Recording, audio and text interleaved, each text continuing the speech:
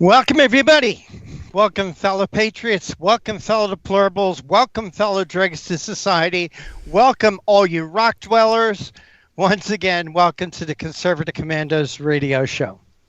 I'm Rick Trader, coming to you from the studios of the Conservative Commandos radio network. We have with us our first guest, and his name, and it's my pleasure to introduce to you Steve Hecht, who is a graduate of Columbia University and a businessman who has lived in Guatemala since 1972. He's written widely about the country's politics and produced the mini documentary From Hillary with Love that details the Clinton-Obama role in the imposing of collectivist regime on Guatemala.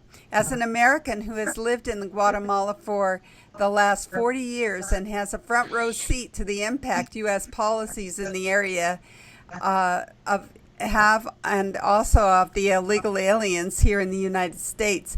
It's a key aspect of the illegal immigration here and one that's often overlooked. Steve, welcome back to the Conservative Commandos radio show. Thank you very much, Sharon. It's a pleasure to be with you. Well, we've asked you on to talk about an article you wrote, Democrats are destabilizing Guatemala for political gain. They aren't content with destabilizing the United States, and now they're going abroad for this. What's their plan? How are they doing this, and why? I think that they're the same here and there. It's a lot harder to destabilize the United States than it is to destabilize Guatemala or any other place for that matter. But that's their agenda. They like one-party state. And I think it all fits together. I look at what they've done here, and, you want to talk about the illegal immigration issue. It's Fidel Castro's policies that really are behind this. He's gone, and that was years ago, but he sure destabilized Latin America, and Guatemala is a key country in that route because it's the only land route through to Mexico and into the United States. So the illegals and drugs from South America, Central America, they all pass through Guatemala. You can go on the sea, you can go in the air, but the United States forces are very, very competent in that area. So it's less risky to go on the ground, and that's what they do. Now, it seems like the Democrats want to create more illegal immigration. If you look at what they're doing, they refuse to talk to the Republicans and Trump administration and fix the laws. There's so many people coming in because they're being invited. It's just that simple. So if you don't want them to come, then you have to change the laws to remove that incentive. If you just let anybody in who wants to come in, the United States is going to be flooded. It won't be a viable country anymore.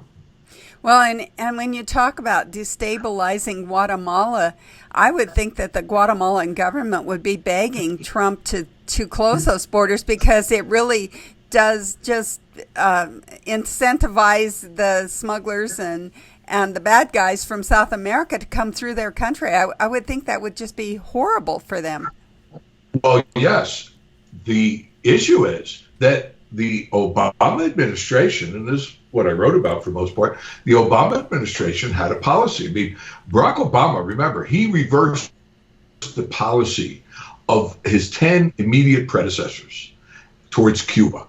And then he embraced the successors to Fidel Castro guerrillas throughout Latin America, and including Guatemala. Well, Barack Obama's State Department did that in Guatemala. They just simply put people in power. They pushed the Guatemalan government to put people in key positions. They took over the judiciary system. They took over the criminal justice system. And the successors to the guerrillas from Guatemala's armed conflict control the border areas. There's no state presence there. So, of course, the Guatemalan government is supposed to go and fix that. But their enemy, their obstacle in fixing that is precisely the U.S. government, the State Department. Now, Trump has been president for more than a couple of years, and it really hasn't changed because the permanent bureaucracy undermines him. Now we're talking deep state, aren't we? That's right. Well, now tell me how much influence can Guatemala have on us? Guatemala's a really poor country, aren't they? It's difficult for them to influence a world power like the United States. Yes, it is, because they're a small country. As Guatemala is a rich country, but it's poor because of the way it's been organized. It has lots of resources, has good people. I mean, it's got maybe 3 million of their people in the United States right now, 3/4 of which are probably legal, and they're sending back $9 billion a year. So they're competent people, they're good people. And the government is just what the problem is. But the government's largest obstacle to creating development is the United States State Department. Well, when you talk about the resources of Guatemala and Guatemala being a rich country, its people being good people, tell us about the government there. You know, we're having this kind of embracing, I guess, of our young people of governments other than freedom. They think socialism's a great thing. Talk to us about the Guatemalan government. Well, first of all, socialism's a bad thing, and if you want to know, you look every place where it's occurred. And if you listen to the leading Democratic candidates, and some who can't be candidates because they're too young, like Ocasio-Cortez or Bernie Sanders, who's probably the oldest one, they say that their policies have nothing to do with Venezuela. No, they have everything to do with Venezuela. If you implement those policies in the United States or any place on earth, you will get that result, period. So the young people have been fed a lot of ridiculous ideas. And if they would open their mind and have some critical thinking and look around, they would see that's not true. Now, Guatemala is a basically conservative country. The people, the masses of indigenous people are conservative. They're hardworking people. They just don't have opportunity. The government has basically been centralized all of its existence. I mean, going back centuries. Centralization, abuse of power. That's what keeps development from occurring. But then comes along Barack Obama and decides that the answer to that is more centralization and more abuse of power. And so he puts the successors to the guerrillas from Guatemala's internal armed conflict in power. And those, the government was not prepared to resist it. Well, the first president that was here was a leftist when Obama came in, and so they didn't have any problem. The second one was a military guy, and they just had a corrupt deal. He could steal money, and Obama kept his leftist people in power. And then this current president is a fine guy. He beat a former vice president of Socialist International, Guerrilla, to win the presidency, but he's been opposed by the State Department. They have worked hard. This guy, the president, Jimmy Morales, he moved Guatemala's embassy in Israel from Tel Aviv to Jerusalem, and the left went crazy because they were scared that he and Trump would get together. Well, the State Department did everything they could, underhanded, things that you don't see written about, everything they could to keep Donald Trump and Jimmy Morales from working together, and they were very successful at it. And Morales, frankly, he's done a number of good things, but he didn't close the deal. What he had to do was get together with Trump, because if the United States and Guatemala, if those governments got together, they could create development here. Everything's here for that to happen. They could create development here. There'd be less incentive to flee. It would be much harder for people from other countries to go through Guatemala and get into Mexico. Mexico can't stop them. So the real line of defense for the United States for illegal drugs and migration is Guatemala, even more than Mexico, because Mexico they just can't stop these people once they're inside of Mexico. They get to the border. So the United States has to fix the border at the border. But they also have to change their policy in Guatemala. Well, we need to go to a break right now. We've been talking with Steve Hecht, who is a graduate of Columbia University and a businessman who's lived in Guatemala since 1972. We've been talking about the Democrats are destabilizing Guatemala for political gain. And I think that you should have the president's ear on this, Steve Hecht. We're coming to you from the Conservative Commandos Radio Network studios and around the world on the internet with TalkStream Live, iHeartRadio, TuneIn, American Political Radio, Leading Edge Radio Network, and AM/FM 24/7. And now you can watch our TV show on the AUN TV network in Northern California. We'll be right back with our guest, Steve Hecht, George Landrith, my co-host, and I'm Sharron Angle. I saw voter fraud with my own eyes. Now, people say, why didn't you report it to the authorities? Well, they were the ones doing it. The integrity of one man, one vote doesn't apply at the Texas state legislature. There is no way to know if your representatives are voting for themselves. Department, a Republican, reaches back to vote for Democrat Oliveira. Democrat Matt Reynolds votes for Republican England. 2 out of 3 voters nationwide believe that voter fraud is a serious problem in the U.S. today. The process is rigged. Both sides of the aisle are guilty. Florida now has to tell the Department of Justice whether the state will comply with DOJ's demand to stop purging thousands of people from its voter rolls. We have the sloppiest election system of any industrialized democracy. Philadelphia flagged 50,000 duplicate registrations, so just think how many more slipped through. It's almost impossible to detect. How do you get caught? You only get caught if you confess. Election corruption is deeply embedded in America. Quote, election fraud is a crime that usually pays, unquote, writes Tracy Campbell in his book, Deliver the Vote, A History of Election Fraud, an American political tradition from 1742 to 2004.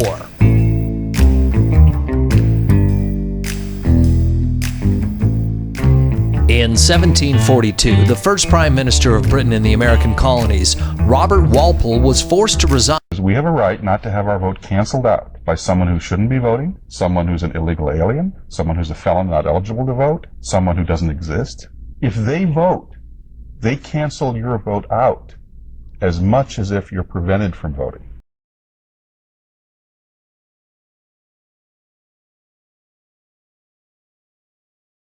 If this is going to be fixed, it's going to have to be a citizen effort. It comes down to, it's the same old question, if not now, when? If not us, then who? This is huge. This is about the democracy and the principles of the United States of America. People say, but why you? Why you? Why not? And if it starts with a fireman, if it starts with a sanitation worker, if it starts with a teacher or a nurse or a caretaker of the elderly, then so be it. It's got to start somewhere. But it's time we come together and fix this problem once and for all.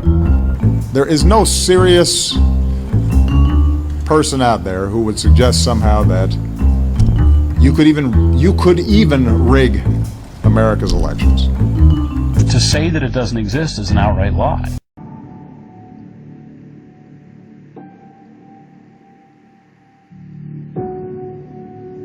Serious allegations of voter fraud, the claims raising questions about the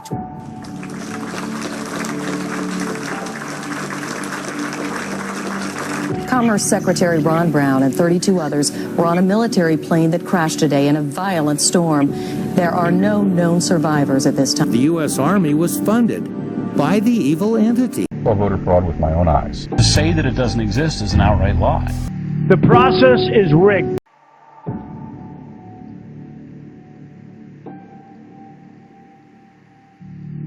People die and fall for the right time. It's too brutal. So it's incredibly important now that we draw a line and say, not on our watch.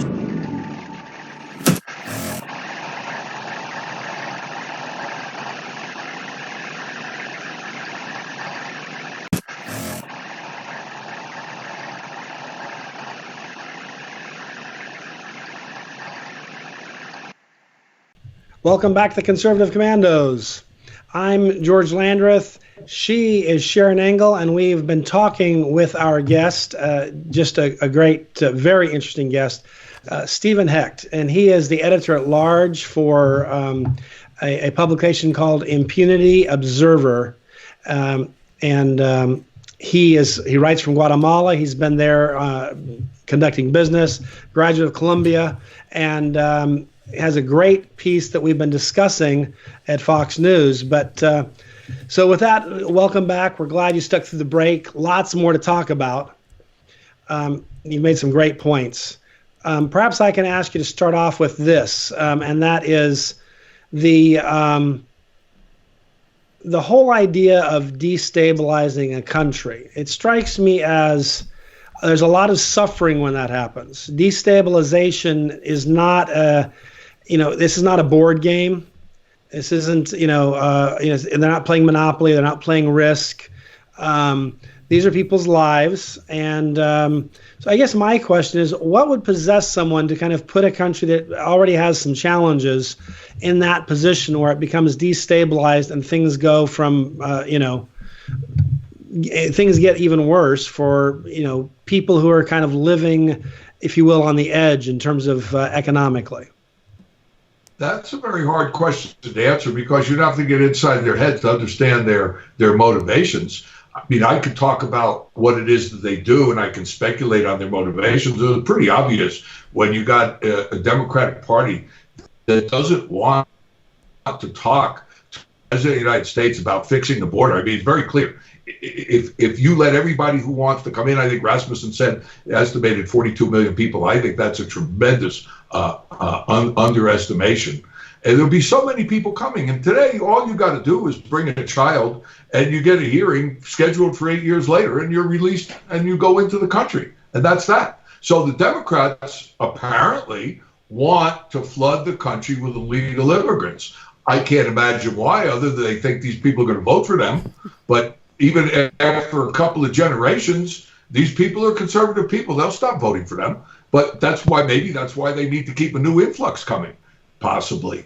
But you're right about destabilization. The people are leaving because they're fleeing violence. They're fleeing poverty. And that Obama policy that is still carried on by the permanent State Department bureaucracy in Guatemala, they're presently trying to steal an election. And what I wrote about, the Democratic representatives, senators, and members of Congress, or the House, have come here and they meet with government officials. So they meet with the left-wing organizations, and they're pushing that destabilization. And they claim that they want to reduce the flow of illegal migrants and drugs. And they're doing precisely the opposite. And what you said is absolutely correct. The people here are suffering. The poor people live under an oppressive rule by irregular organizations that the government does not apply the law to. And the rich people, the leaders of companies, have been intimidated by the U.S. ambassador. They've been intimidated by a rogue UN commission, which is no longer here, but the effects are still here. The president threw it out. So they're not even participating in the election. They're not exercising their civil rights. The poor people can't exercise any rights. They have to do what these groups want them to do, and it's awful. And therein lies the potential to fix it, because you take those poor people who are suffering out there on the border areas, and you apply the law, business will start again, and they will be so grateful, they will cooperate with security forces to identify suspicious activity. And that's how you reduce the flow of illegal migrants and drugs to the United States. And all it takes is for Trump to say, hey, Ambassador Arriaga, you're out of here. Call him back. He has the power to call him back any moment that he wants. Remove that ambassador. Appoint a political appointee. So that person reports directly to Pompeo and Trump, and they cut out this permanent bureaucracy that, frankly, is out of control, and we would be a lot better off if we didn't have it. You make some very good points there. One of the things that I find surprising is that sometimes these kinds of positions in past years, go back, during the Reagan years or during the the Bush years or whatever, just go back in history, not ancient history, just, recent history. And some of these more extreme positions were not widely held by, the average Democratic politician. But today we see that basically most of your presidential candidates are all on pretty much the same boat, at least on some of these issues. And it's like it's become mainstream. This insane, counterproductive, harmful policy that actually really damages people's lives. Even if you don't care about some of the geopolitical impacts, let's just assume you care about the impact on individuals. This isn't a good news story, and yet that's where they're at. And maybe you can describe a little bit about how that happened, because it seems to me the insanity has become mainstream. I agree completely. And really now we're talking about the United States. I mean, the same people that are trying to impose that on Guatemala are trying to impose it on the United States. And Guatemala, they're never going to impose it unless it's by force, because the people don't want it. For instance, here, maybe 90% of the people are against abortion, they're against homosexual marriage, and they're against this new thing, LG, whatever you call it. And I don't know the letters. But anyway, in the United States, all of that has penetrated. So what we have in the United States is really a siren song of the government can fix it. These people have had control. They've penetrated. They have control of education from kindergarten through graduate school. They've penetrated the media, and they penetrated our politics. And the idea is, you look what happened to Kavanaugh. Where's the presumption of innocence? It doesn't exist. You look at Ferguson, Missouri. The white police officer is automatically guilty. What happened to due process? There's a grand jury. There's a whole process. There are ways to appeal. There are all kinds of things you can do if you think something is happening that's wrong. But you don't just come out and say somebody is guilty. A man is automatically guilty of sexual harassment because he's a man, and a woman is automatically right because she's a woman. There's no group on earth that's automatically right about anything. And every individual, that's our system. We're a system of individualism, not collectivism. We should be identified for the content of our character and what we do, and not what group we happen to belong to. That should be irrelevant. Where are our leaders talking about that? I don't hear them. I don't hear them talking about that. And we need to, our Constitution guarantees individual rights that can only be abridged through due process of law. And we see Democrats all the time ready to trample on that. I think that that's a huge problem, and they're exporting that. That's what they're exporting down here. They think that they are so pure, they're so morally superior, and their opponents are so bad that anything they do is justified. And this is extremely dangerous. And we're in danger of losing the rule of law in the United States if we don't start paying attention to this. I could not agree more. That a lot of good information there. We're running up against the clock, and before we finish up, I want to make sure our listeners have a way to follow the things that you write, the things that you're thinking about, all things that are in your orbit. So how do they do that, whether it's your website or Facebook or social media? No, I have my website is www.impunityobserver.com, and there you can see all the things I've written. You can find the documentary that you mentioned in the beginning, and I write. Occasionally, I'm published by various publications. Fox News, you mentioned, had been published by Washington Times, by the Washington Examiner, Daily Caller, Epoch Times, and of course Fox News. And so from time to time I appear there, but I republish most of that in the Impunity Observer. And I'm also on Twitter. SHECT6 is my Twitter handle. SHECT6. Yes. And also to our listeners, just to remind them, Impunity Observer. So, but anyhow, it's been great to have you on the program, Steve. Really appreciate telling us how some of this insanity we see along the border isn't really beginning there, we're exporting insanity, unfortunately, and we really don't understand. That's not good for the balance of trade. Oh, that's a good summary. Yep. Well, you're listening to Conservative Commandos. I'm George Landrith with Sharron Angle, and we are coming to you all across this great nation on the Conservative Commandos radio network, as well as on the AUN TV network. And if you're not near a broadcast tower of one or the other varieties, we are carried also around the world on Al Gore's amazing internet. So don't go away. We will be right back.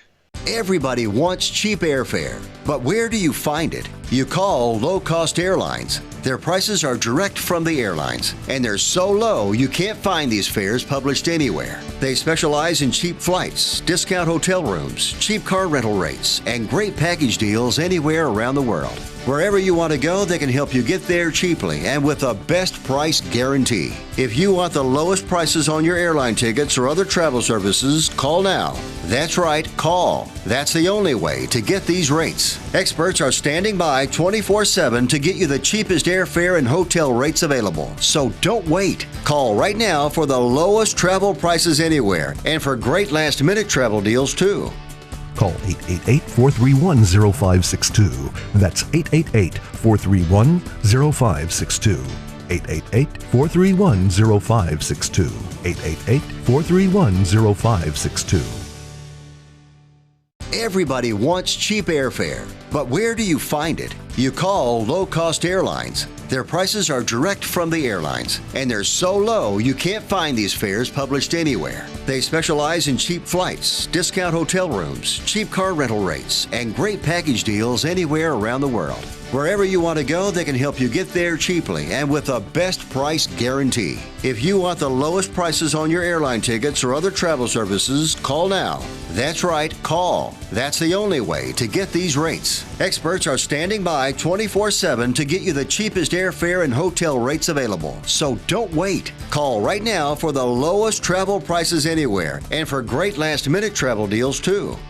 Call 888-431-0562. That's 888-431-0562. 888-431-0562. 888-431-0562. Friend, do you remember when it felt good to withdraw your cash from the bank to expand a business, go on vacation, or buy a new car? Well, today, withdrawing your own cash has become a very risky business, according to The Secret War, a shocking new research report. I just read it. And folks, I was amazed to learn why banks are now required to spy on us for the government and then report any suspicious or unusual behavior. I suggest you get The Secret War free. Just call the number on the screen, no charge, from the folks at Swiss America, and get this. Did you know simply spending cash today may be enough to have you branded as a potential criminal? That's right. The new war on cash is really a war against all freedom-loving Americans. The Secret War is yours free, so call the number on the screen and you can tell them Pat Boone gave you the number. And once again, thank you for staying with us. This is the Conservative Commandos radio show. I'm Rick Trader. My co-host today is Dr. Nasir Shaikh. And Nasir, our next guest is with us, and please make him feel welcome. Thank you, Rick. We have Elad Hakim. He's a writer and an attorney. His articles have been published in the Washington Examiner, the Daily Caller, the Federalist, the American Thinker, and other online publications. Elad, welcome back to the Conservative Commandos radio show. Thank you. It's wonderful to be here. Oh, great. Want to talk to you about your article that you wrote about why Bernie Sanders is crazy to say criminals should be allowed to vote from prison. So this is something that it seems to me that everybody on the Democratic side, all these socio-leftists that I call, are trying to outflank each other to see how far left they can get to the next person. And it's sort of like, okay, see what I can do for you? See what I can get? Look at what's in my bag today. And then all of a sudden, Bernie drops this where basically, in fact, you know how bad this was when you had Don Lemon and Chris Cuomo basically, okay, wondering about this thing and scratching their heads as well. But why do you think, I mean, why do you think that, Bernie and these others continue to do this? I mean, do you really think that these guys are thinking out there that there are large swaths of population centers out there that are going, wow, this is just that's one of my top 3 things if I'm going to vote for someone?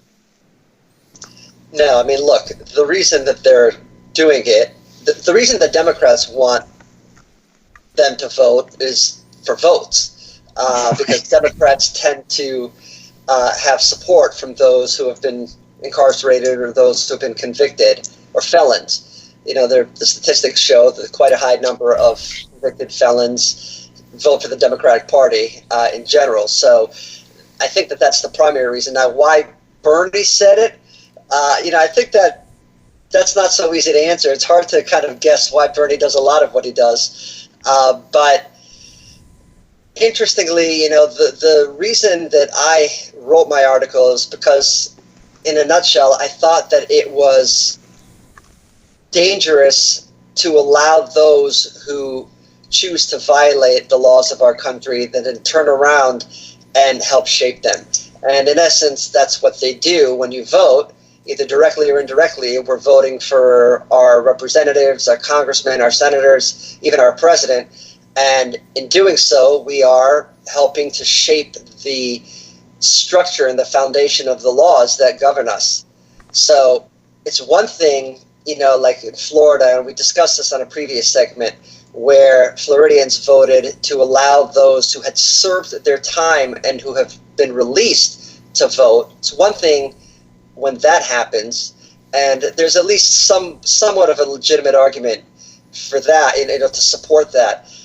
So it's one thing when that passed, and it's an entirely different thing when you have somebody who hasn't done their time and the punishment that they deserve because they violated the law to subsequently turn around and vote while serving their sentence. No, exactly. I mean, we're basically saying that, for example, somebody gets convicted of rape, and then all of a sudden, you're allowing that person to vote on rape laws that are being, being passed, in the, in the county or the state or city, that those people are incarcerated. I mean, correct. You look at that, it boggles the mind. My own personal contention is that I know that there have been things that have been floated out there that have said that, when people have served their time, that, they should be allowed the right to vote again. My personal thing on this basically is that, felony, first degree murder charges, rape, pedophilia. My personal thing is that you get out, I don't care what, you should not, this is just a personal thing of mine, you've lost your right to vote, completely. I know there's others that are out there saying that maybe, you should wait for 4 or 5 years or 10 years or see how, people have done the recidivism rate, in terms of someone who's been convicted of pedophilia or whatever, and see if they've ever, gone back. But where sort of, could you sort of touch on that a little bit in terms of, where do you come down on something like that? Initially I was very much opposed to allowing, felons, people who were convicted, to vote at all. I just thought that it was a lost right. You violated the law. It was a violation that cost you time in the freedom. And initially I was opposed to it. Now I can see both sides of the coin, where people who have served their time get out and are slowly reacclimated back into society. I did like Florida before Amendment 4 passed. And by the way, Amendment 4 has certain exclusions for certain types of crimes that those people who are excluded don't get the right to vote. But Florida used to have a law where there was a certain amount of time that you had to wait after you were released, and then you had to go through a certain type of process or a hearing in order to see whether you were fit to vote. So I think I'm more along those lines. I am more into something, you have to earn your right to vote if you're convicted and you serve time. And I'm completely opposed to people who are currently serving time from having any right to vote whatsoever. I kind of wish that those who voted, those who were felons and who voted tend to vote, resorted to conservative candidates, but unfortunately it doesn't seem to be the case. So I think we all approach it depending on our political status. We all approach it with a sense of bias a little bit. I just wonder how we would think of it if the statistics were opposite. If felons who were seeking the right to vote tended to support conservative candidates or Republican candidates, I just wonder how we'd think. But I am still very strongly opposed. Like I said, I'm strongly opposed 100% to those who are serving, and I would like to see, instead of an automatic renewal, I'd like to see some sort of time-delayed renewal before those who are released would have that right given back to them. Now, all of these things are probably going to be predicated at the state level, I would assume, correct? I mean, right now, there's no federal intervention that's being thought about at all? I haven't heard of any, but yes, as proven by the recent amendment in Florida. I know that each state has their specific laws with regard to that, and Florida was one of the few states that initially, before Amendment 4 passed, didn't allow felons to vote right away. So yes, it would be at the state level. Now, one of the other things is that besides this thing, from Bernie Sanders in terms of where he's, talking about this thing and where criminals, should be allowed to vote, are there other aspects of this in terms of where you can think of where this may be applied to or not? In what sense? Can you clarify? Well, what I mean is that other than, let's say, prisoners being allowed to vote, can you think of any other, groups out there at all where, the left or whatever may try to predicate this to? Like, for example, one of the concepts right now is that in the talks that there are certain communities and municipalities that are basically right now, I believe Baltimore is one of them. I don't know if it's within the actual city of Baltimore or within one of the municipalities, where they're actually saying illegal aliens that are there are having the right to vote in sort of, what can be done in terms of, garbage collection, for example, or those kind of small little things that are happening, and they all say, oh, it's at the local level because, these are people that are sort of paying taxes or they're sort of in the community and they're getting these services. So they should also have the right to vote. And these are those small incremental steps that are always started by the people on the left. And then it's sort of like, you get them one bite at the apple and the next thing you know, it's rotten to the core. So, where do you sort of fall on that premise? I know that's a little bit off this one with Bernie, but I would imagine that he would be a supporter of that as well. Yeah, listen, at the end of the day, this is all about votes. I mean, you want to talk about illegal immigrants and having the right to vote. It's all about votes. They wanted to lower the age of people who have the right to vote. It's, at the end of the day, it's all about power. It's anything possible to regain power.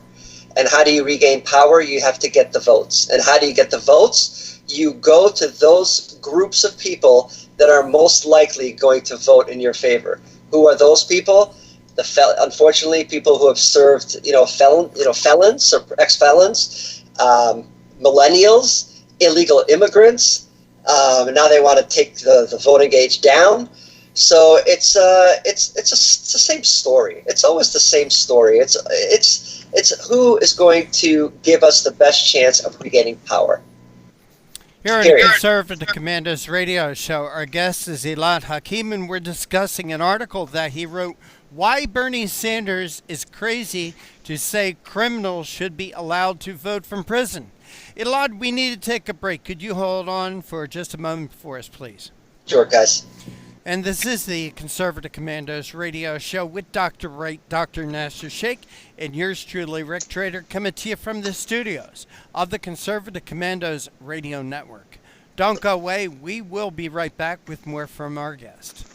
Have you been leasing a property for your business or renting storage space? Are you tired of paying rent year after year?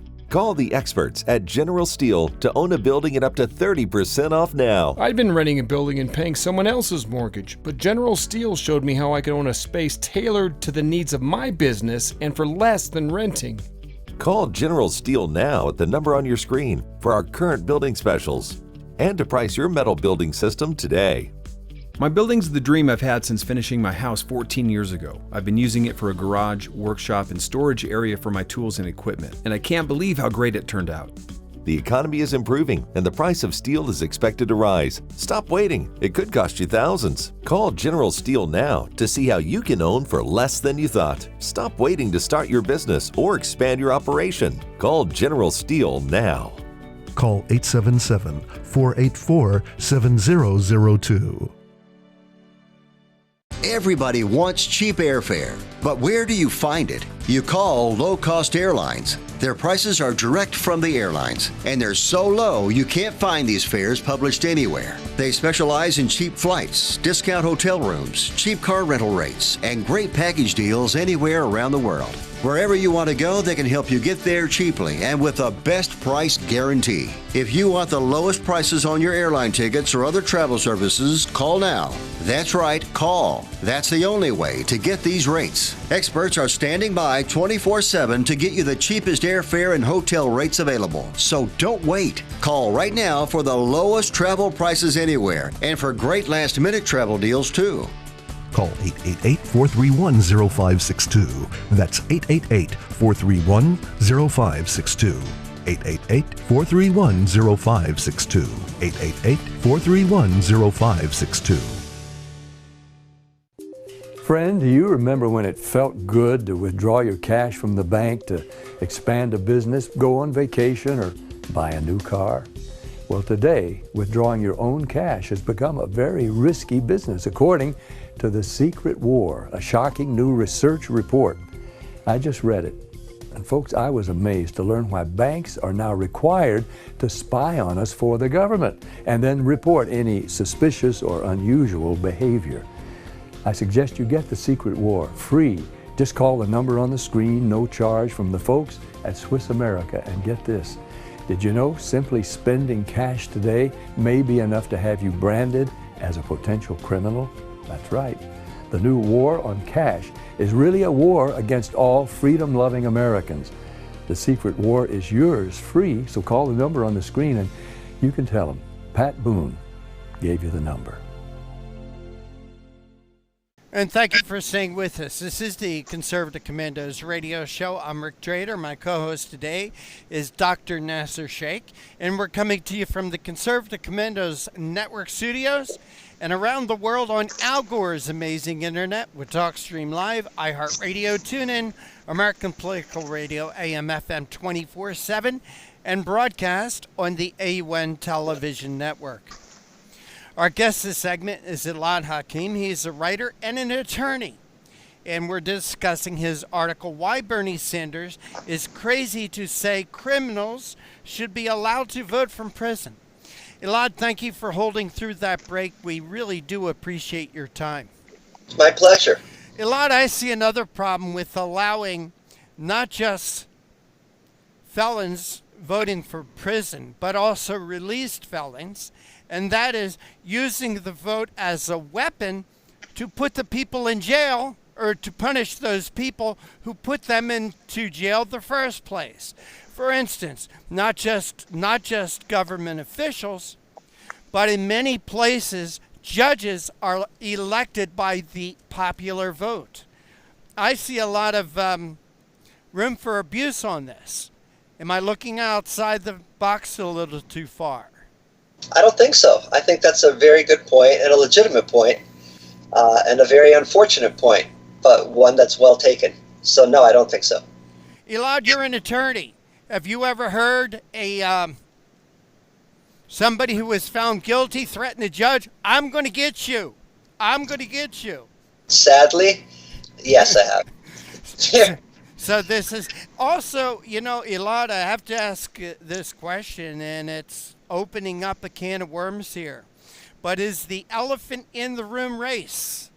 I mean, let's face it, a large percentage of the black population has actually been convicted of felonies. Is it race? Is there a race card to be played here? Some would argue that there is. And, yeah, I mean, some would argue that there is. I don't know what the percentages are. I don't know what percentage of the population of those who have been charged with felonies. I don't know how it's broken down, but some would argue that there is. Elad, let's also talk about the right to vote versus the privilege to vote. What is it? Well, I think that it's, I look at it as that's a tough question. I mean, I look at it as a privilege, and one that you can lose. I mean, that's and those who are serving time have lost the privilege. So, look at it any way you want. If you're doing time, if you've violated the laws of the country that you live in, then you do so knowing that you're going to lose certain privileges or lose certain rights. It doesn't matter which way you define it. Well, Elad, I want to expand this argument from not just giving felons the right to vote or preventing felons the right to vote, but I want to expand it to stopping convicted felons or past felons from serving in public office. And as an example, I want to show you and Nasir a video. And this is Councilman Eric Mays from Flint, Michigan, who is a convicted felon, who has seen the inside of prison walls on a few different occasions. And I want to show you his actions and how he acts during council meetings. Let's show that video. Yeah, call your mama, man. Call your mama. You're nasty with her. You're nasty with, maybe it's a cultural difference.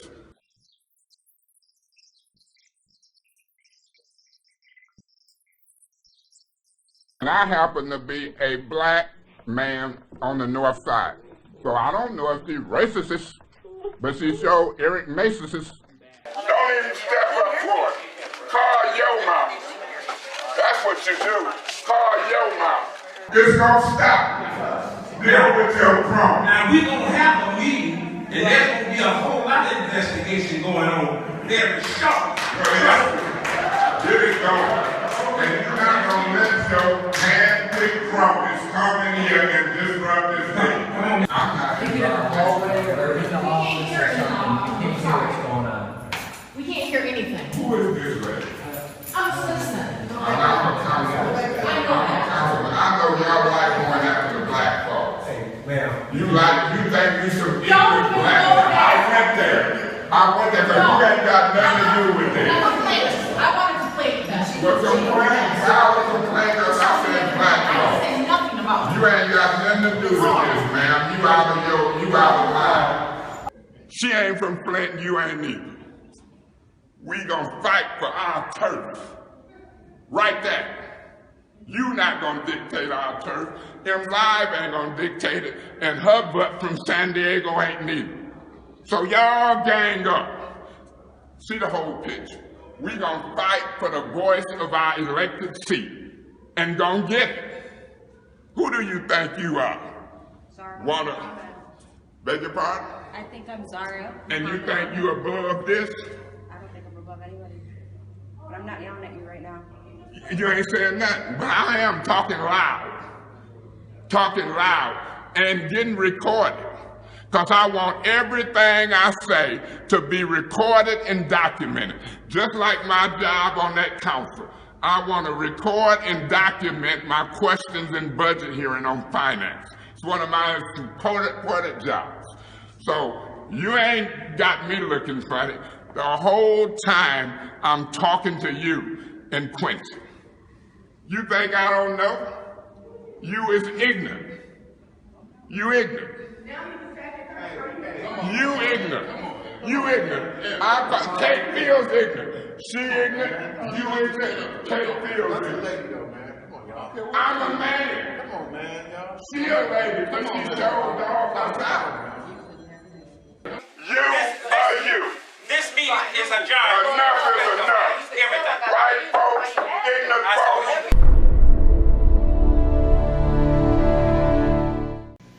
Well, Alon Hakim, there is the video. And that was Councilman Eric Mays of Flint, Michigan, berating a woman, calling her nasty, saying, "You're a nasty woman." Maybe it's a cultural difference, and that she isn't from Flint.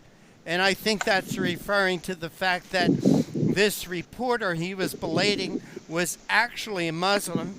I know we were talking about giving felons the right to vote. And Bernie Sanders even wants to give them the right to vote while they're in prison. I'll make the argument using this type of behavior from this Councilman Eric Mays, maybe they should even be prohibited from serving in office. What's your take, Elad? Well, in this case, I had a chance to read the article and to see the video. And one thing that I don't know, and maybe I don't know if you guys know, is when he was actually convicted. Was he as recently as 2 years ago? So he was arrested for DWI. He was sentenced to a month in jail for impaired vision after police said they found him outside a disabled car facing the wrong way on an expressway. This was only 2 years ago. So, I mean, his bad activity, is not that far past.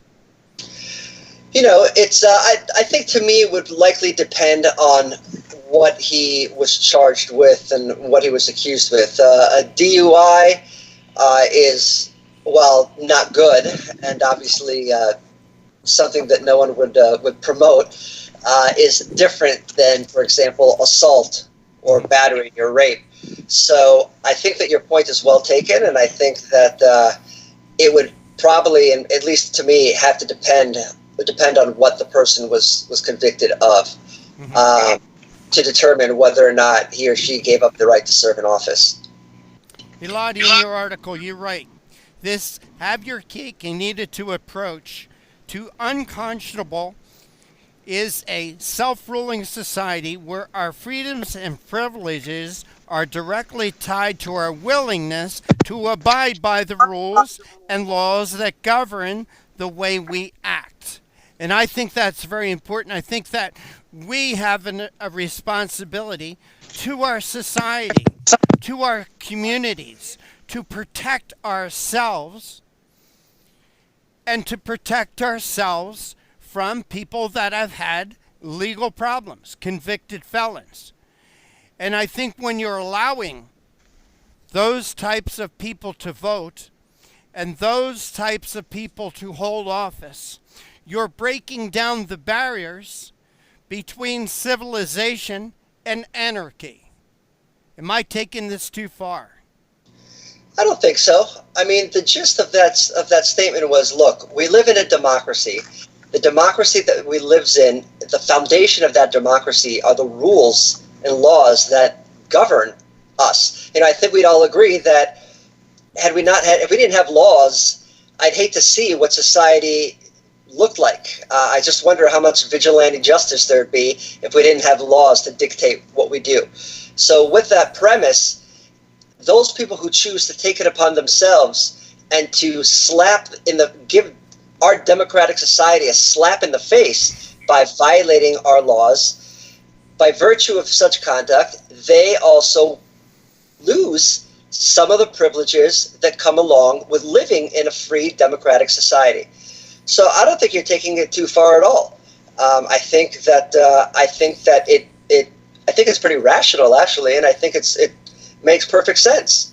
You can't have your cake and eat it too. You can't pick and choose what laws you want to violate and what laws you want to follow, and then seek the protections of those same laws that you choose to violate. Well, what about the politicians like Bernie Sanders who will use this ploy, this tool to get elected, irregardless of how it's going to affect our towns and our cities? Well, Bernie Sanders hasn't been elected to date, so I think that he's a senator. Yeah, you're right. I mean, he's a senator. He's an old, but if you look at his recent efforts to go for the presidency, I think when push comes to shove, people realize what Bernie Sanders is all about, and I'd be very surprised. It's going to even be interesting to see if Sanders gets the ticket come the 2020 election. Right. So yeah, I mean, listen, like you said, it's all about saying what you think the people want to hear in order to garner the most support and get the votes.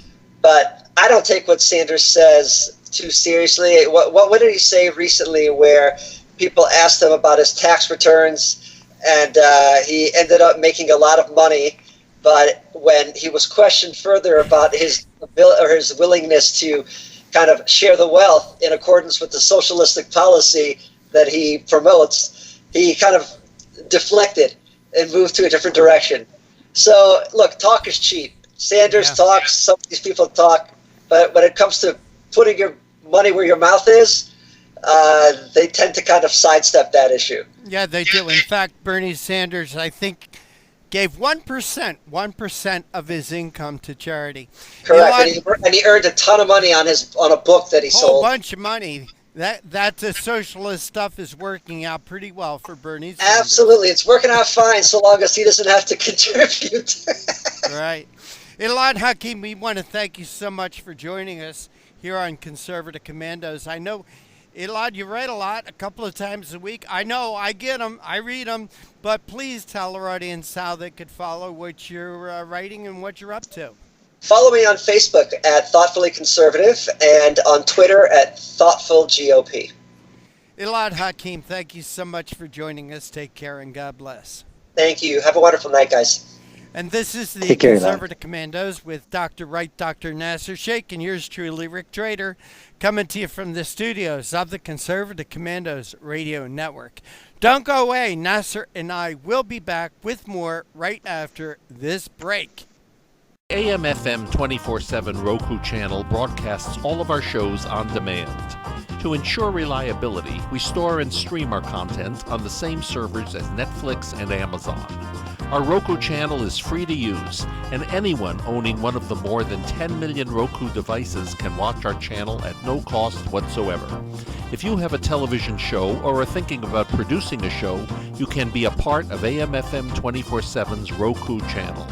Watch our great shows on your Roku device. It's free and more reliable than cable TV. Are you stuck with a timeshare? Did you attend the presentation and were seduced and enticed into buying that great vacation and investment? Now you're in the terrible position of trying to figure out a way to get out of that mess. You're not alone. For over 15 years, BuyYourTimeshare.com has been helping people like yourself get out of timeshare ownership. The fact is, there is no resale market. Unscrupulous telemarketers call you and say they have buyers waiting, and the next thing that happens is you give them hundreds of dollars for an ad, and you'll never hear from them again. Another fact is that an identical timeshare to yours is being offered on eBay for $1, and no one is buying it. If you want out of your timeshare, I urge you to go to BuyYourTimeshare.com or call them at 877-94-HELP-ME. That number again is 877-94-HELP-ME. BuyYourTimeshare.com. That's BuyYourTimeshare.com. 877-94-HELP-ME. Dish TV is better than cable TV. Here's why. Dish has the nation's lowest TV price, along with an award-winning DVR that can skip commercials, record 8 shows at once, and get access to thousands of movies at your fingertips. Cable simply can't even compare. So the smart choice is to cut the cable and get Dish. Plus, you get all these great TV features, free HD DVR upgrade, free installation, and free movie channels. Say goodbye to cable and get more with Dish TV. 877-290-7764, 877-290-7764. As an added bonus, you can switch to Dish now and receive a $50 Visa gift card. So call now and get Dish TV. Call 877-290-7764, 877-290-7764. That's 877-290-7764. Limited time offer, 24-month commitment and credit qualification required. Cancellation fee, monthly equipment fees, and other restrictions apply. Promotion can change at any time. Welcome back to the Conservative Commandos radio show with Dr. Wright, Dr. Nasir Shaikh, and yours truly, Rick Drader. For rebroadcasts of our shows, please check out our website, ccrshow.com. That's ccrshow.com. On there, you'll find our radio show, our TV show, a lot of great articles, and a lot of great information. Very pleased to have our next guest, Congressman Barr. He represented Georgia's 7th Congressional District in the House of Representatives from 1995 to 2003. He now practices law in Atlanta, Georgia, and he's the chairman of Liberty Guard, a nonprofit pro-liberty organization. He also heads the Legal Enforcement Education Foundation and a consulting firm, Liberty Strategies. Congressman Barr, welcome to the Conservative Commandos radio show. Rick, it's great to be with you. Thanks so much for having me. Well, we appreciate you joining us, and you wrote a very interesting article on Town Hall. A hero's funeral is a lesson for all of us, for us all, I should say. And in here you write, Riley Howe was laid to rest last week in Waynesville, North Carolina, at a funeral service with full military honors. He was not killed in the Middle East war zone. He was not even an enlisted member of the armed services. Congressman Barr, please tell us about Riley Howe and why he got a military funeral. This young man and a few others like him in recent years are doing what so many of their fellow citizens fail to do, and that is to realize that there is one way and one way only to meet evildoers, and that is to meet them head on, not to cower, not to run, but to go after them. And while it's unfortunate on the one hand that we even need to be discussing how to defend oneself in a school against a shooter, unfortunately in today's world, these are problems that we have to deal with. And what the federal government tells people, and that is to run, hide, and only then fight if you absolutely have to, is a recipe that encourages rather than discourages shooters. Most of these shooters are cowards anyway, and if you go after them head on like Riley did, even at peril to yourself, as an American should do, and that is to go after evildoers, that is the very best way to defend yourself and others who are in danger. So rather than run, hide, fight, it ought to be in the opposite prioritization. Fight ought to be number one, not running away from these people. That encourages them because they're cowards to begin with. Well, Congressman, you write in your article, Riley's final act of life, saving others regardless of cost, was the ultimate expression of humanity.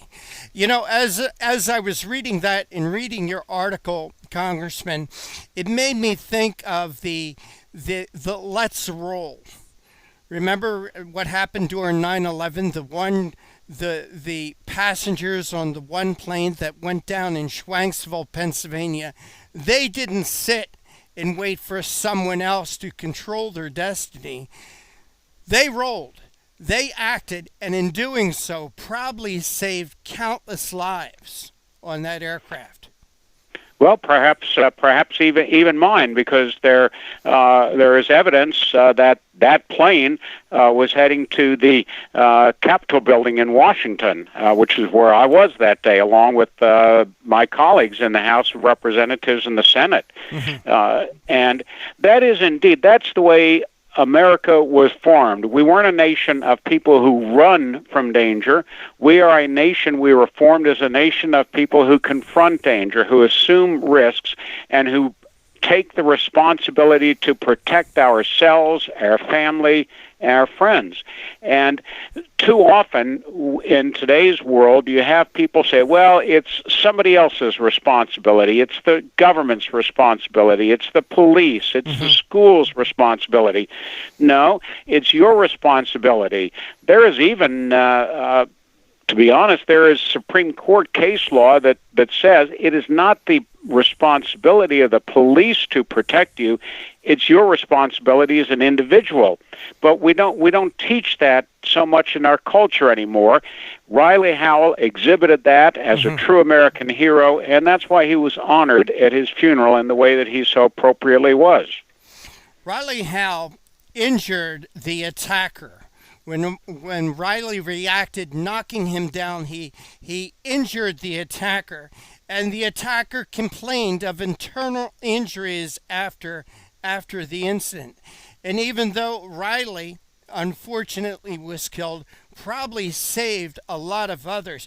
And in your article, you talk about some other heroes in action. You talk about the San Diego synagogue shooting 2 weeks ago. An unarmed Army veteran in the congregation rushed and shouted at the shooter was enough to send him scurrying to his car, and that he was quickly apprehended. Fortunately, in this situation, this Army veteran was not shot and wounded, but his actions alone of just charging this coward, this individual, saved lives at the synagogue. The lessons are the examples are manifold. We see this over and over again. On the other end of the spectrum, of course, on the other end of the spectrum, from heroes like Wiley and the veteran that you just described at the synagogue in San Diego a few weeks ago, on the other end of that spectrum, we have what happened at the high school in Parkland, Florida, a little over a year ago, in which there was a police officer on the scene, and he did nothing. I mean, that is absolutely outrageous. In addition to, of course, as you probably recall, in the Parkland, Florida shooting, there were all sorts of danger signs that the federal government had and local law enforcement had about this individual. I think his name was Cruz or something, but they did nothing. But even then, at the last moment, when they could have done something, that sheriff hesitated and did nothing. And that is the absolute wrong message to send to everybody in this country. The way you confront these shooters, again, who are cowards to begin with, is to confront them aggressively as possible. And because so much can happen so quickly in these situations, time is very much of the essence.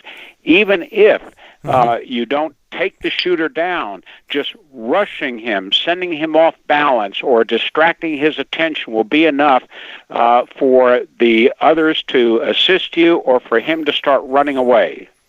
Well, since that time, there have been some changes in the training, hasn't there been?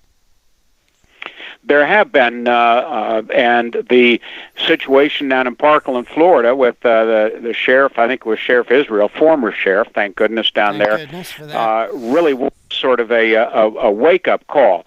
And a lot of law enforcement agencies are teaching how far better to confront these shooters rather than sort of sit back and wait for the cavalry to arrive. Well, Congressman Barr, let's talk a little bit about soft targets, and I want to talk about these gun-free zones. When we look back of the history of these mass shootings, all but about one or two took place in these gun-free zones. And yet on the other side, on the left side, instead of looking at the situation, looking at the statistics, looking at the proof, the evidence, they continue to double down on gun-free zones, and instead of arming, they still want to disarm. Could you talk about that? It's absolutely unfathomable that what the left is doing, what so many on the left are doing, and that is they keep going back to the same recipe. If there is a gun crime, their solution is gun control. Then if there is a crime involving firearms after that, their solution is, we didn't impose enough gun control in the first place, obviously, because there's been another shooting. So they just ratcheted up another notch, another notch, and another notch, and ultimately, what you wind up with are exactly what you said, and that is a shooter's prime target, and that is a gun-free zone. You don't have to arm every teacher. That's not the point.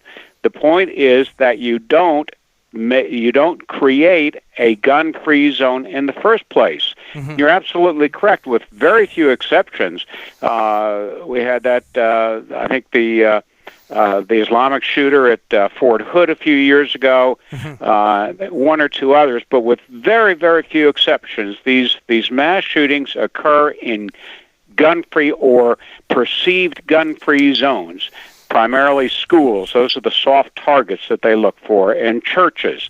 And it doesn't matter whether it's an elementary school, as in Newtown, Connecticut several years ago, or a university such as Virginia Tech 10 years or so ago. Schools are known because of the liberal mindset of state governments, particularly, that say, oh, these are schools, we have to keep guns out. They are prime targets for shooters. Mm-hmm. Congressman, you write in your article, these criminals pick soft targets, easy soft targets. Victims are seen as unprotected and vulnerable. And I think of a couple of instances, and you mentioned one, the Fort Hood shooting. The other is the Navy Yard shooting. Has things changed has policies changed at our military bases, where our military bases now are not seen as soft targets? Has the laws changed? Has the thinking changed? The policies changed to make even our military bases safer? Not to the extent that they should, Rick. This is something that has to be imposed. It doesn't even require a change in the law. Mm-hmm. It simply requires a president, a secretary of defense, who understand that when you have men and women in the military who are sworn to protect our nation's security, who are trained in firearms, to require that no person other than a military police officer, for example, can maintain a firearm either on their presence or in their living place while they're stationed at a U.S. military base is ridiculous. But that still remains the official policy of the United States government. It's absurd, it's counterproductive, and ultimately it's dangerous. Congressman Bob Barr, a couple examples I would like to use now that shows how gun control has hurt and an individual violating a gun-free zone has actually saved lives. One instance, I want to talk about the Santa Barbara shooting a few years ago, where 14 people were killed, another 20 people were injured. Some would say we don't need to be protecting ourselves. We have the police, but in that situation, the police were only 1 mile away, 5 minutes away. But as I said, 14 people were killed, 20 others hurt. There was another situation in a gun-free zone in Darby, Pennsylvania a few years ago, where a mental patient went in, shot and killed his social worker, shot his doctor, but he was stopped there because his doctor had a gun. His doctor used that gun to shoot this criminal. Now, there you've got two situations of gun-free zones. One where the people in the at that Christmas party were not protected. The other, a doctor stopped this criminal with a gun that he had there illegally. Do you think that there should be legislation, there should be laws giving people the right to protect themselves, no matter where they are? Absolutely, there should be, and this gets, Rick, back to a very fundamental question, and that is the scope of the Second Amendment right to keep and bear arms. Looked at in the context of both the history of our government and the history of the Bill of Rights, and in the history of other amendments to our Constitution, the only conclusion one can reach if one looks at the Second Amendment, which establishes the individual right to keep and bear arms. It's not for hunting, it's not for gun collecting, it's for protection of oneself and one's family, one's home place.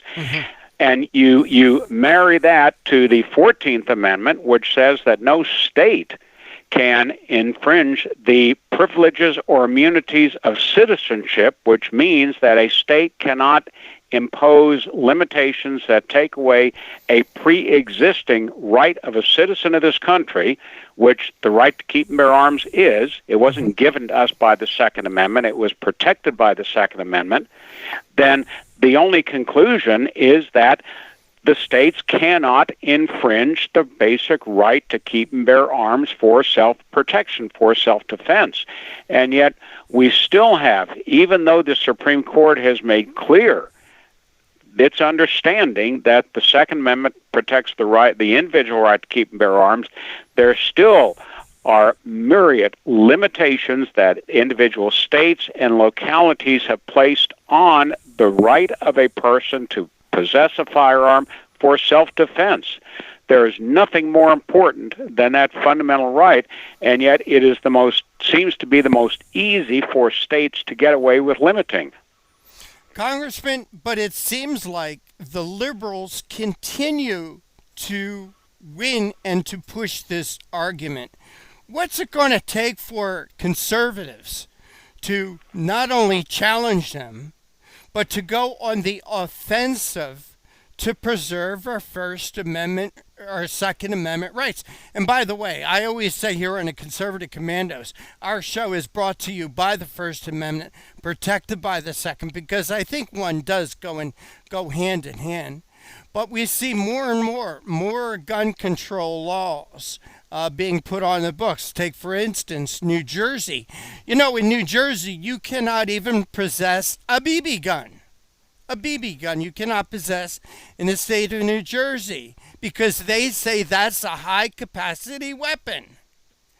What's it going to take for conservatives to take back the narrative? Actually, President Trump, in appointing the two justices to the Supreme Court, Gorsuch and Kavanaugh, hopefully has made a major step in that direction so that when the next significant Second Amendment case does get to the Supreme Court, we will have at least a 5-4 majority to stop, not just to stop further limitations on the Second Amendment, but to proactively establish the primacy of the Second Amendment against state limitations. Thus far, we've been fighting a rearguard defensive action. And I like you, your question puts it in exactly the proper perspective. How can we proactively and aggressively, it doesn't even have to be aggressive, let's just proactively assert the right to keep and bear arms and to get it back to where it should be and was intended to be, and that is as a primary right of a citizen of this country that cannot be taken away by a state or local government. Hopefully, with those two new justices, relatively new justices on the court, and hopefully we'll have another one that Trump can name very shortly, at least that will be the final bulwark against further limitations. But the real battles have to be fought in the state legislatures. And it's going to take citizen action, joining and working with organizations from the NRA, on whose board I serve, to the Gun Owners of America, to the Citizens' Right to Keep and Bear Arms, Alan Gottlieb's group out on the West Coast. It's very important for people to join these organizations and support these organizations, even if it's with just a annual $25 a year or whatnot. That's one thing that every citizen can do, and that is to proactively join and support these pro-Second Amendment groups. And then secondly, of course, is to stop electing wishy-washy Republicans to office who do not understand and who are not willing to stand and fight for the Second Amendment. Congressman Bob Barr, do you have a minute or so to tell us about the Law Enforcement Education Foundation?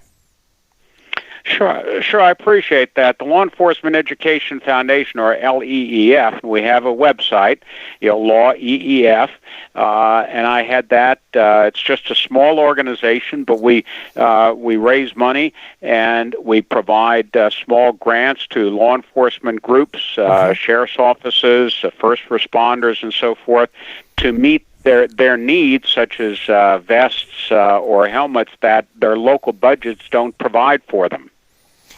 Congressman, one of the things that I would love to see, again, getting back to the narrative. We always hear about gun violence, but I think it's going to take an education thing. It's not gun violence, it's criminal violence. That's the basis of it. It's criminal violence. You agree? Sure, it is. It's not the gun that commits an act of violence. It's an individual who commits an act of violence, and that's a very, very good point that is often overlooked in these debates. And that is, it's not gun violence. It's criminal violence, and it's often a gun that is saving the day. We held a hearing long ago when I was still in the House, back in the mid or late 90s. We held more than one hearing and we focused on people who protected themselves through the use of a firearm or through simply having a firearm at the right place at the right time. Sometimes you don't even have to use it. Just having a firearm that you can have with you at the time when you're confronted with a criminal at your house or at the school or whatnot is sufficient. And yet, all we see in the Congress year after year nowadays is looking at the other side of the equation, gun violence, not gun protection, not individual defense, but putting the onus on the firearm, not on the criminal. Congressman Bob Barr, we want to thank you so much for joining us here on Conservative Commandos. Please tell our audience how they could follow your work, read your articles, and also find out more about the Law Enforcement Education Foundation. Sure. It's been a pleasure being with you, and they can either go to my website, bobbarr.org, or the Law Enforcement Education Foundation .org, LAWEEF, LawEEF.org. Congressman Bob Barr, again, thank you for joining us. Take care, and God bless. Same to you and your listeners. Thanks again for having me, and thank you for spreading the message of freedom. You bet. That's what we all need to do. Bye-bye. AM/FM 24/7 Roku channel broadcasts all of our shows on demand. To ensure reliability, we store and stream our content on the same servers as Netflix and Amazon. Our Roku channel is free to use, and anyone owning one of the more than 10 million Roku devices can watch our channel at no cost whatsoever. If you have a television show or are thinking about producing a show, you can be a part of AM/FM 24/7's Roku channel. Watch our great shows on your Roku device. It's free and more reliable than cable TV. Are you stuck with a timeshare? Did you attend the presentation and were seduced and enticed into buying that great vacation and investment? Now you're in the terrible position of trying to figure out a way to get out of that mess. You're not alone. For over 15 years, BuyYourTimeshare.com has been helping people like yourself get out of timeshare ownership. The fact is, there is no resale market. Unscrupulous telemarketers call you and say they have buyers waiting, and the next thing that happens is you give them hundreds of dollars for an ad, and you'll never hear from them again. Another fact is that an identical timeshare to yours is being offered on eBay for $1, and no one is buying it. If you want out of your timeshare, I urge you to go to BuyYourTimeshare.com or call them at 877-94-HELP-ME. That number again is 877-94-HELP-ME. BuyYourTimeshare.com. That's BuyYourTimeshare.com. 877-94-HELP-ME. Dish TV is better than cable TV. Here's why. Dish has the nation's lowest TV price, along with an award-winning DVR that can skip commercials, record 8 shows at once, and get access to thousands of movies at your fingertips. Cable simply can't even compare. So the smart choice is to cut the cable and get Dish. Plus, you get all these great TV features, free HD DVR upgrade, free installation, and free movie channels. Say goodbye to cable and get more with Dish TV. 877-290-7764, 877-290-7764. As an added bonus, you can switch to Dish now and receive a $50 Visa gift card. So call now and get Dish TV. Call 877-290-7764, 877-290-7764. That's 877-290-7764. Limited time offer, 24-month commitment and credit qualification required. Cancellation fee, monthly equipment fees, and other restrictions apply. Promotion can change at any time. Welcome to the Conservative Commandos. I'm Rick Manning. He's George Landrith. And we are the Conservative Commandos. George is the president of Frontiers of Freedom. We all know him, George. Frontiers of Freedom, the great group. You need to check them out. And I am the president of Americans for Limited Government. And together, we get together once a week and we kind of just shoot it around a little bit about issues that are happening, things that are important, and things that you really need to know that maybe you aren't hearing about through the normal media channels. Well, you know, Rick, let's do our lightning round where we kind of toss some things around and try to do things pretty rapidly. And I want to start off with a little quirky thing here. I want to go with the hitchhiking robot. Yeah, this is one of my favorite stories of the week for a lot of reasons. But there's this device, this mechanical robot, and it was devised out of Europe, and it has traveled all over Denmark and other places in Europe. It's actually flown in the cockpit of an Air Canada flight. It went to Fenway Park.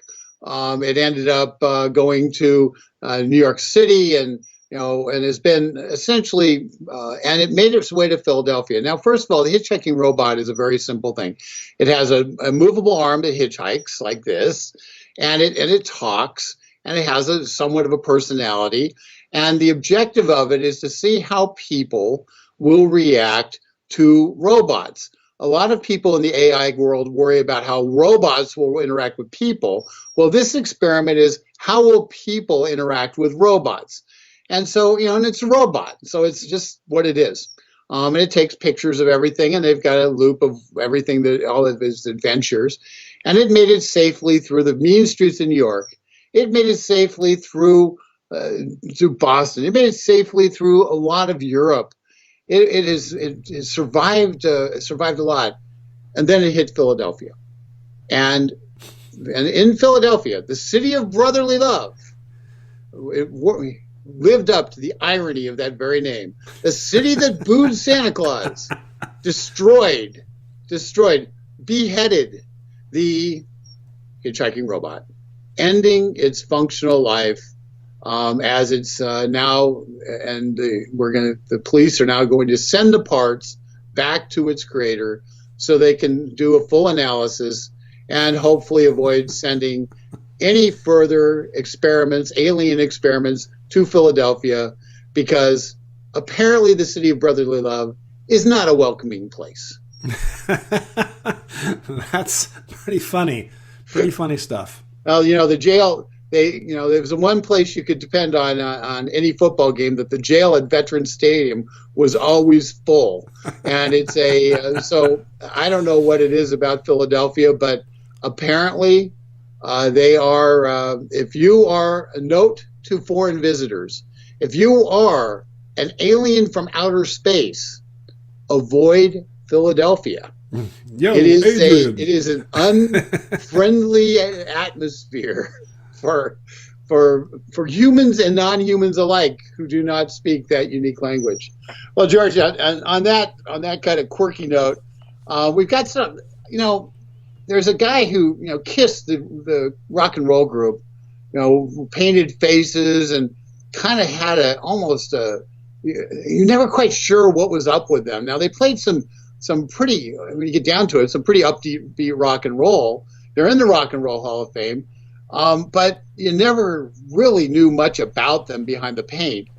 But Gene Simmons who was one of the members of KISS, still is, came to the Pentagon and gave a briefing this week. What did Gene Simmons have to say that would ever interest anybody?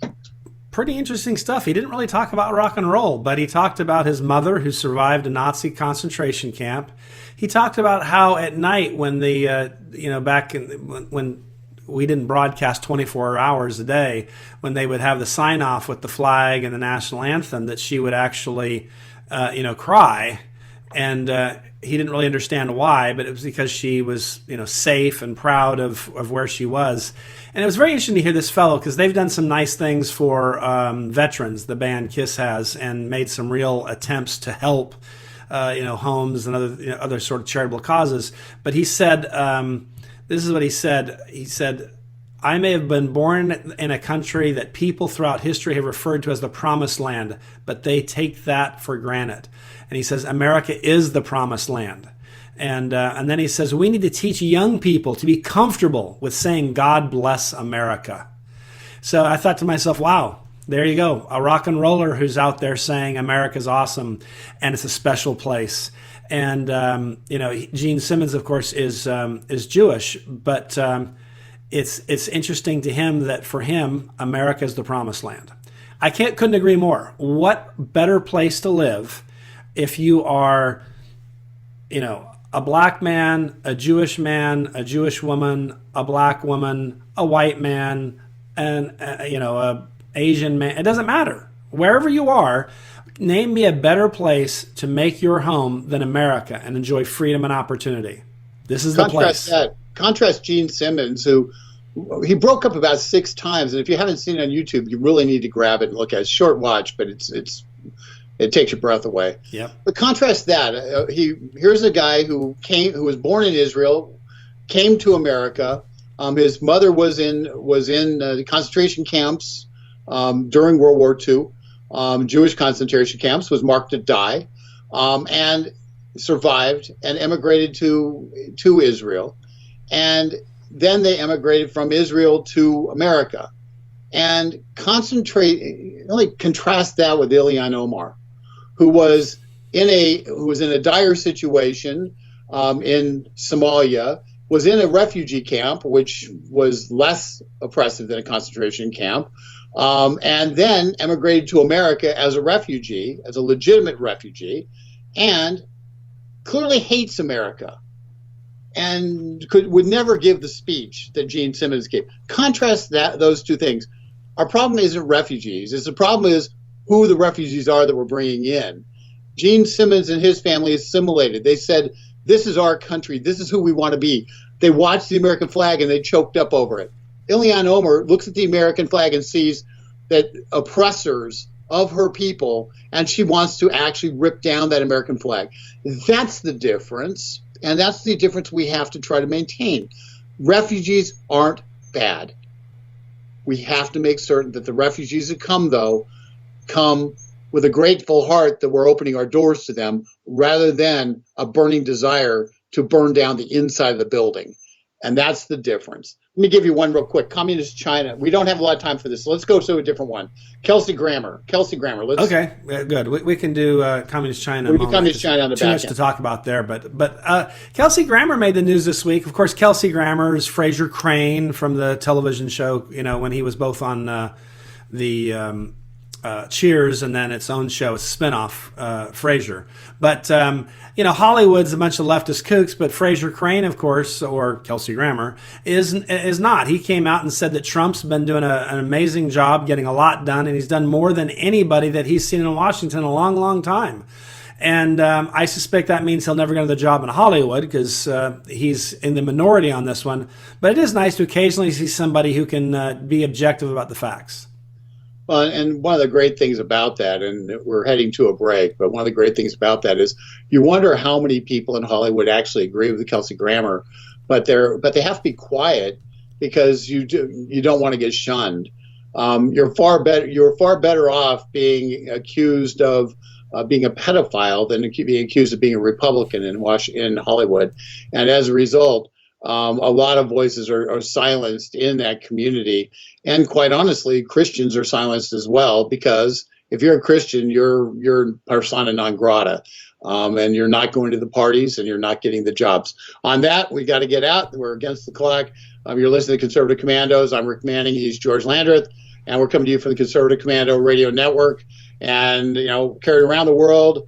TalkStream Live, iHeartRadio, American Political Radio, AM/FM 24/7. If you can't find us, you're not looking. And if you're watching us, tell a friend. Don't go away. We'll be right back.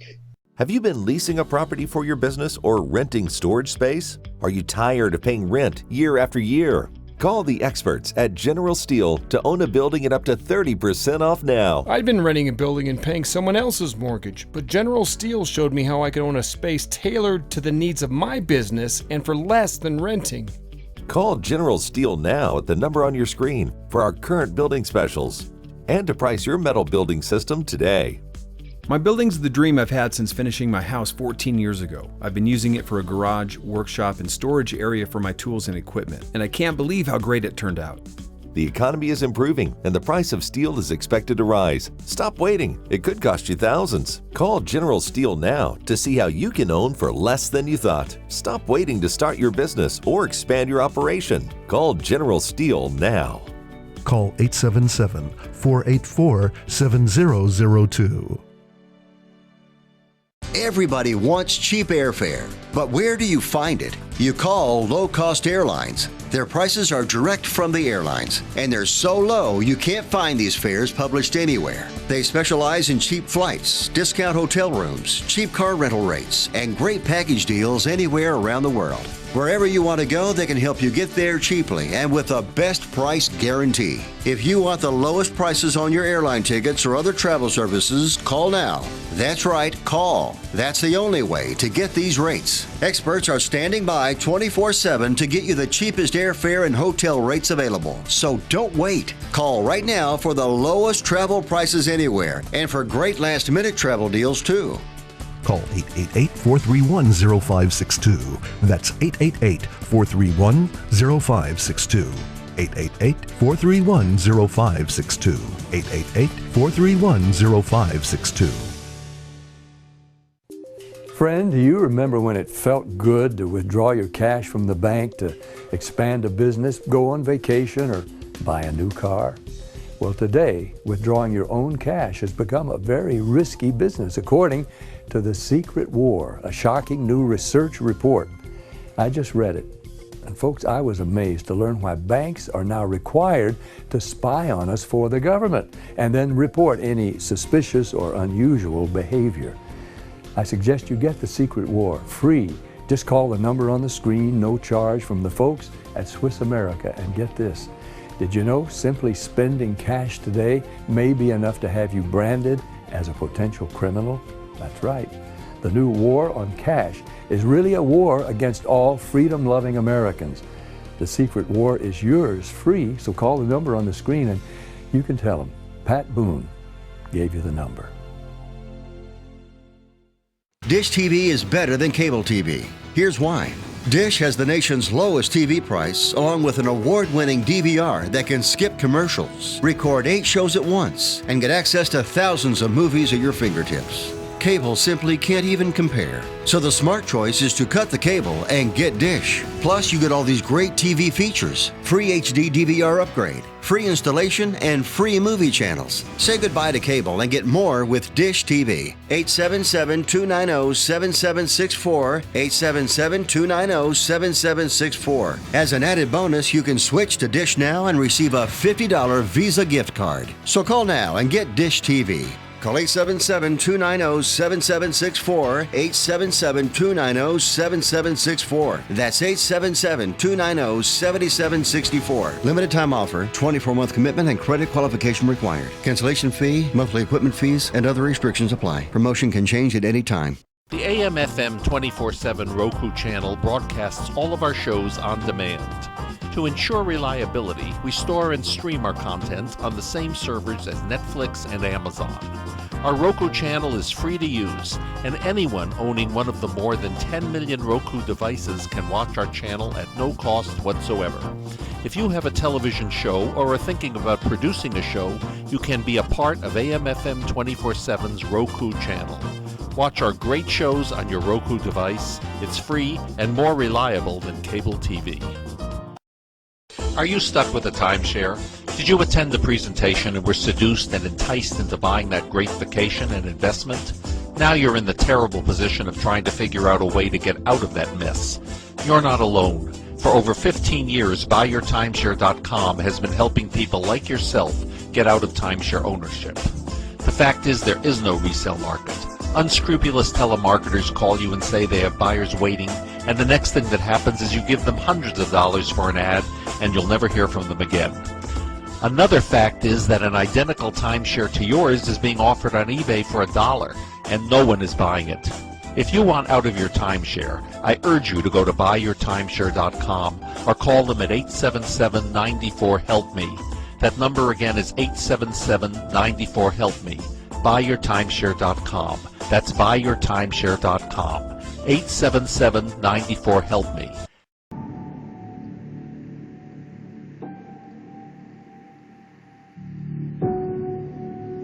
Serious allegations of voter fraud. The claims raising questions about the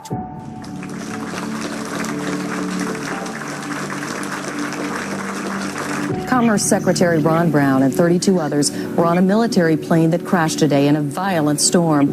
There are no known survivors at this time. The U.S. Army was funded by the evil entity. Saw voter fraud with my own eyes. To say that it doesn't exist is an outright lie.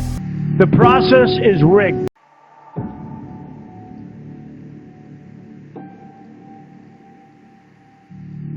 People die and fall for the right time.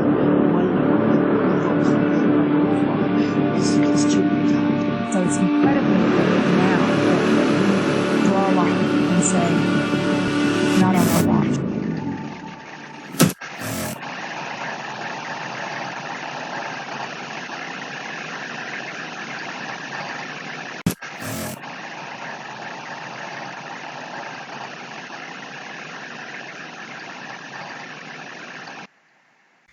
And welcome back. Welcome back to the Conservative Commandos radio show, our very special 4th of July Independence Day edition. And Sharron, we do have our next guest. He looks kind of familiar to me. How about to you? Well, it's always a pleasure to have Rick Manning, who's the president of Americans for Limited Government, with us. He worked directly with now President Trump on trade issues during Trump's run for office. He also served on Trump's transition team in the Labor Department, and his website is getliberty.org. But as you mentioned, the best part for us is that Rick is a co-host here at Conservative Commandos radio show and can be seen weekly with his take on what's going on in America. Well, today we have him on to tell us what's going on America on Independence Day. Welcome, Rick, to Conservative Commandos radio show.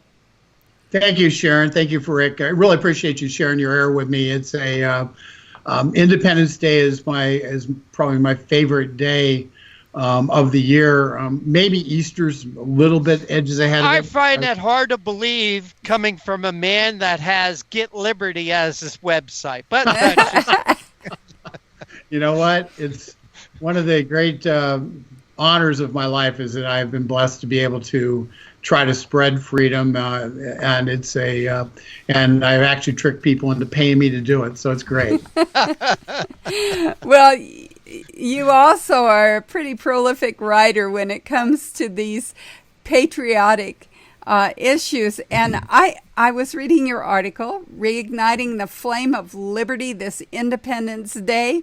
And you say July 1st, 2nd, 3rd, and 4th are perhaps the most consequential dates in American history. Now, I thought July 4th, but tell us about the 1st, 2nd, and 3rd leading up to the 4th. What makes them so, as you said, consequential? Well, July 1st was the first day of the Battle of Gettysburg, which was the battle that actually turned the Civil War. And if the South had won the Battle of Gettysburg, we would probably not have a United States of America, and the world would look much different today than it does. So July 1 was the start of Battle of Gettysburg.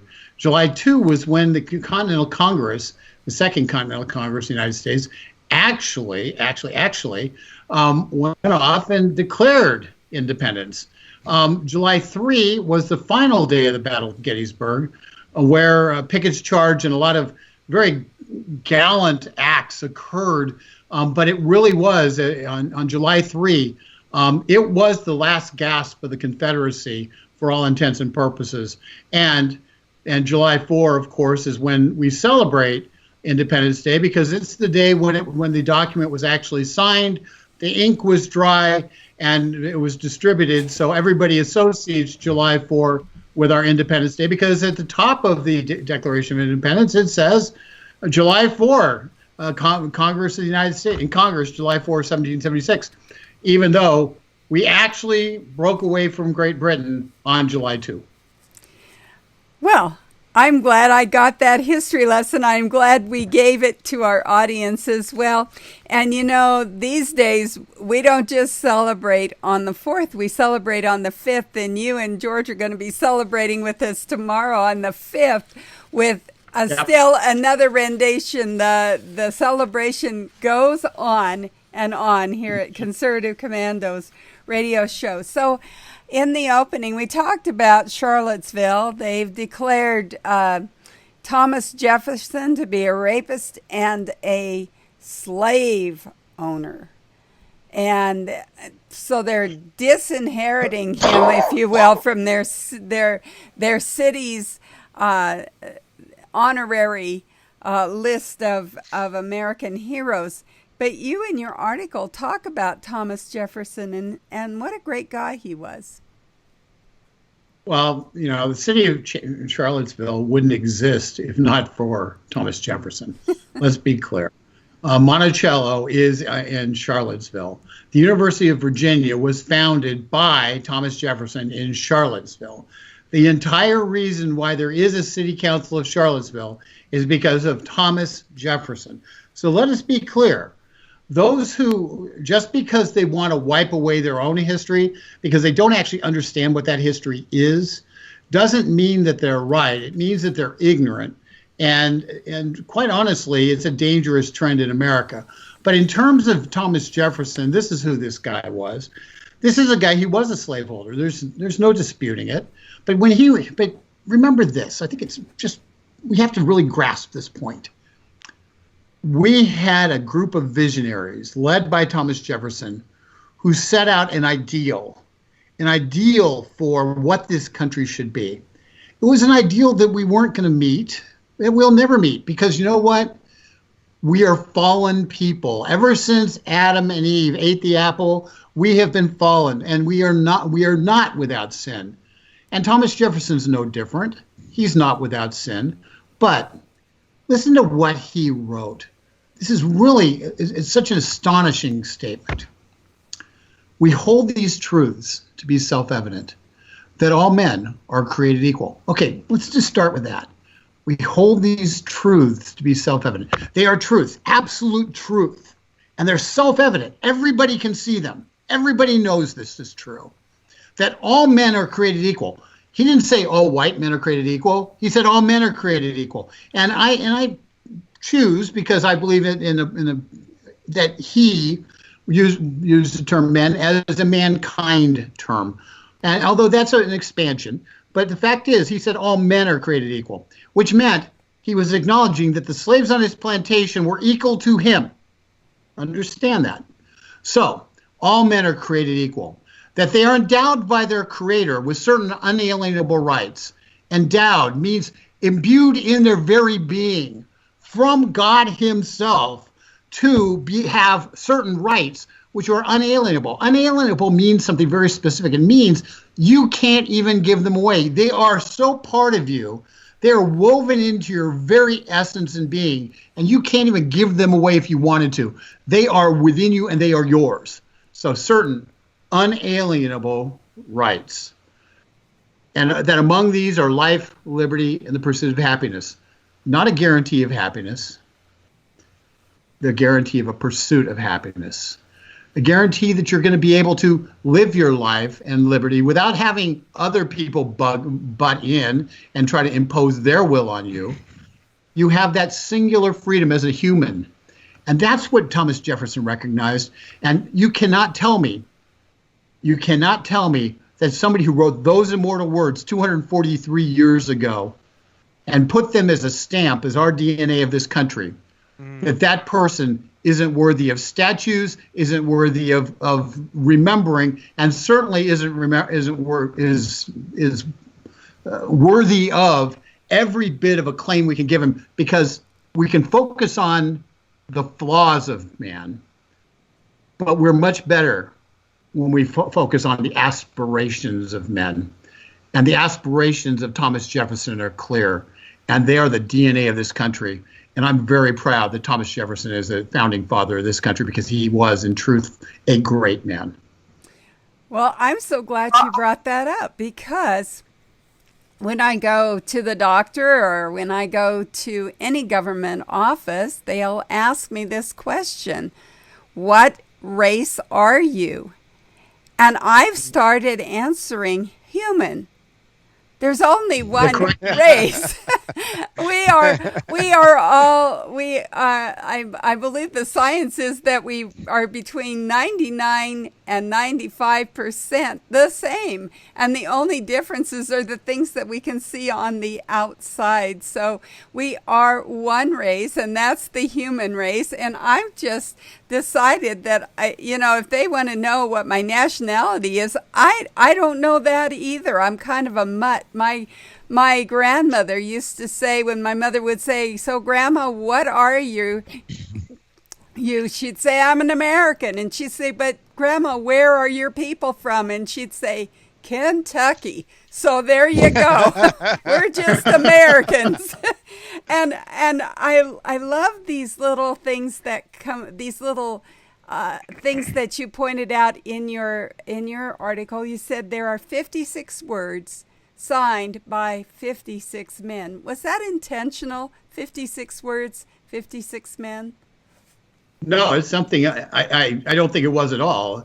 The fact that the entire DNA of our country, including the fact that the government derives its power from the consent of the governed, which is the next line after the ones that I've gone through.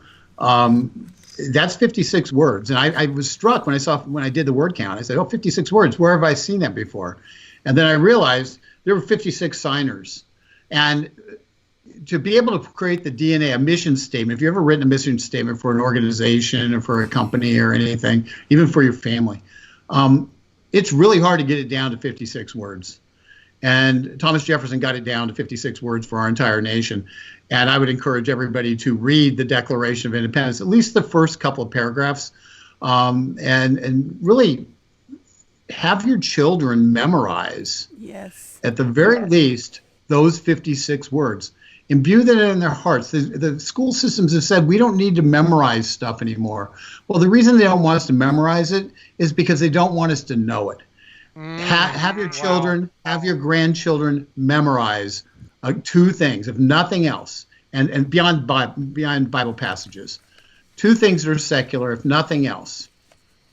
We hold these truths to be self-evident, that all men are created equal, that they are endowed by their Creator with certain and inalienable rights, that among these are life, liberty, and the pursuit of happiness, that to secure these rights, governments are instituted among men, deriving their just powers from the consent of the governed. That is America. That is who we are. The second thing that they should learn is Lincoln's Gettysburg Address. And there was a day when you learned the Declaration of Independence, you learned the preamble to the Constitution, and you memorized it, and you learned the Gettysburg Address. And you remember, and you memorize them. It's about, Gettysburg Address is about, 250 words. And it became part of you, and you were able then to apply it, and it would be part of your thinking, your framework. Let's get our children learning it again, remembering it again. Amen to that. So and we'll talk about the Gettysburg Address a little bit, But I think it's important to combine the Declaration of Independence with the Gettysburg Address for the simple reason that the Declaration of Independence laid down a principle. The Gettysburg Address was a call to action to preserve that principle. And so one is a theory, and the other one's a call to action. And when you combine the two, you're able to take those two things together and know whether it's 150 years later, it's still the greatest governmental theory statement of individual liberty that's ever existed, and the greatest call to action to defend that basic governmental structure that's ever been issued. And between you combine those two, you have everything you need from an education standpoint to be able to understand our country, and then from there take on the rest of the world. Well, we here at Conservative Commandos Radio Show are talking with Richard Manning, who is the president of Americans for Limited Government, about an article that he wrote, Reigniting the Flame of Liberty This Independence Day, and about the four most consequential dates in American history, July 1st, 2nd, 3rd, and 4th. We are coming to you from the Conservative Commandos Radio Network studios and around the world on the internet with TalkStream Live, iHeartRadio, TuneIn, American Political Radio, Leading Edge Radio Network, and AM/FM 24/7. And now you can watch us on the AUN TV network in Northern California. Rick Trader and I will be right back. Have you been leasing a property for your business or renting storage space? Are you tired of paying rent year after year? Call the experts at General Steel to own a building at up to 30% off now. I'd been renting a building and paying someone else's mortgage, but General Steel showed me how I could own a space tailored to the needs of my business and for less than renting. Call General Steel now at the number on your screen for our current building specials and to price your metal building system today. My building's the dream I've had since finishing my house 14 years ago. I've been using it for a garage, workshop, and storage area for my tools and equipment, and I can't believe how great it turned out.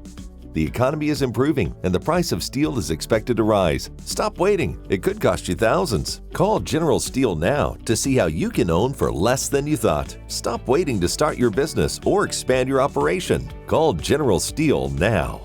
Call 877-484-7002. Everybody wants cheap airfare, but where do you find it? You call low-cost airlines. Their prices are direct from the airlines, and they're so low you can't find these fares published anywhere. They specialize in cheap flights, discount hotel rooms, cheap car rental rates, and great package deals anywhere around the world. Wherever you want to go, they can help you get there cheaply and with a best price guarantee. If you want the lowest prices on your airline tickets or other travel services, call now. That's right, call. That's the only way to get these rates. Experts are standing by 24/7 to get you the cheapest airfare and hotel rates available. So don't wait. Call right now for the lowest travel prices anywhere and for great last-minute travel deals too. Call 888-431-0562. That's 888-431-0562. 888-431-0562. 888-431-0562. Friend, do you remember when it felt good to withdraw your cash from the bank to expand a business, go on vacation, or buy a new car? Well, today, withdrawing your own cash has become a very risky business, according to The Secret War, a shocking new research report. I just read it. And folks, I was amazed to learn why banks are now required to spy on us for the government and then report any suspicious or unusual behavior. I suggest you get The Secret War free. Just call the number on the screen, no charge, from the folks at Swiss America. And get this, did you know simply spending cash today may be enough to have you branded as a potential criminal? That's right. The new war on cash is really a war against all freedom-loving Americans. The Secret War is yours free, so call the number on the screen and you can tell them Pat Boone gave you the number. But for right now, we are out of time. We got to run. We got to go. Take care. God bless. We'll see you tomorrow on TV and on radio.